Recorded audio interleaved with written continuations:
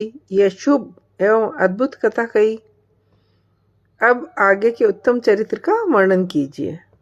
ब्रह्मा जी ने कहा, नारद, जब मीना के साथ विवाह करके हिमवान अपने घर को गए, तब तीनों लोकों में बड़ा भारी उत्सव मनाया गया। हिमालय भी अत्यंत प्रसन्न हो मीना के साथ अपने सुखदायक सदन में निवास करने लगे।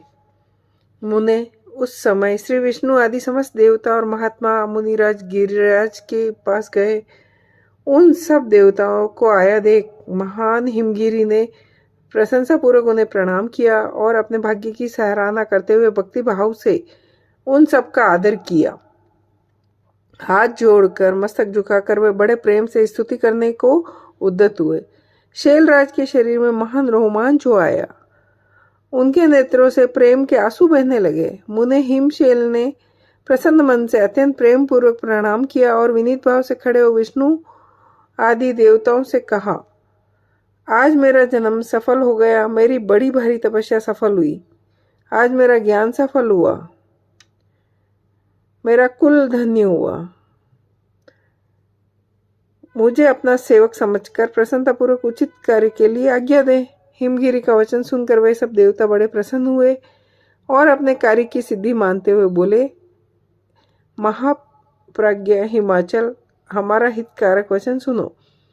हम सब लोग जिस काम के लिए आए हैं उसे प्रसन्नतापूर्वक बता रहे हैं। गिरिराज पहले जो जगदम्बा, उमा, दक्ष कन्या सती के रूप में प्रकट हुई और रुद्रपली होकर सुदीर्घ काल तक इस भूतल पर क्रीड़ा करती रही, वही अंबिका सती अपने पिता से अनादर पाकर अपनी प्रतिज्ञा का स्मरण करके यज्ञ में शरीर त्याग कर अपने परम धाम को पधार गई। हिमगिरे वह कथा लोक में विख्यात है।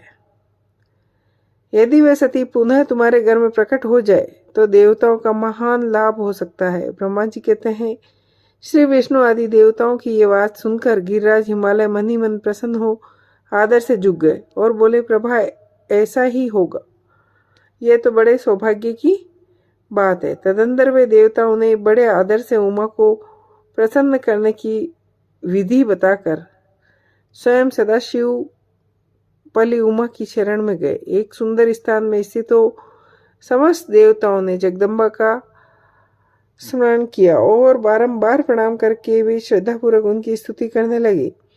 देवता बोले, शिवलोक में निवास करने वाली देवी उमे, जगदम्बे, सदाशिव प्रिय, दुर्गे महेश्वरी, हम आपको नमस्कार करते हैं। आप पावन शांत स्वरूप श्री शक्ति हैं, परम पावन पुष्टि है, अव्यक्त प्रकृति और महत्व, ये ही आपके रूप है। हम भक्तिपूर्वक आपको नमस्कार करते हैं। आप कल्याण में शिवा है, आपके हाथ भी कल्याण में ही है। आप शुद्ध, स्थूल, सूक्ष्म और सबका परम आश्रय हैं। अंत विद्या और सुविधा से अत्यंत प्रसन्न रहने वाली आप देवी को हम प्रणाम करते हैं। आप श्रद्धा है, आप गति है, आप श्री है और आप ही सब में व्याप्त रहने वाली देवी है। आप ही सूर्य की किरणें हैं। ब्रह्मांड रूपी शरीर में और जगत के जीवों में रहकर जो ब्रह्मा से लेकर तृण पर्यंत संपूर्ण जगत की पुष्टि करती है, उन आदि देवी को हम नमस्कार करते हैं। आप ही वेद माता गायत्री, आप ही सावित्री और सरस्वती है। आप ही संपूर्ण जगत के लिए वार्ता नामक व्रती है और आप ही धर्म स्वरूपिणी वेद त्रयी है। आप ही संपूर्ण भूतों में निद्रा बनकर निवास करती है। उनकी शुदा और दृष्टि भी आप ही तृष्णा, कांति, छवि, दृष्टि और सदा संपूर्ण आनंद को देने वाली है। आप ही पुण्यकर्ताओं के यहाँ लक्ष्मी बनकर आती है। पापियों के घर सदा ज्येष्ठा लक्ष्मी की बड़ी बहन दरिद्रता के रूप में वास करती है। आप ही संपूर्ण जगत की शांति है। आप ही धारण करने वाली धात्री एवं प्राणों का पोषण करने वाली शक्ति है। आप ही पांचों भूतों के सार तत्व को प्रकट करने वाली तत्व स्वरूपा है। आप ही नीतियों की नीति तथा व्यवसाय रूपिणी है। आप ही सामवेद की गति है। आप ही ग्रंथि है। आप ही यजुर मंत्रों की आहुति है। वेद की माता तथा अथर्ववेद की परम गति भी आप ही है।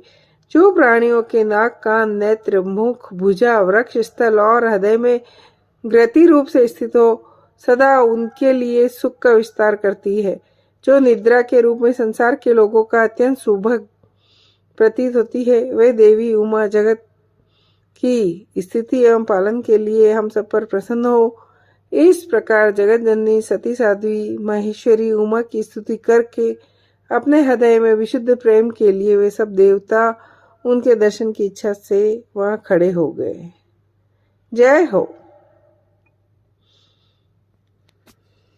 ओम नमः शिवाय। तीसरा अध्याय। नारद जी बोले, महामते, आपने मेना के पूर्व जन्म की यह शुभ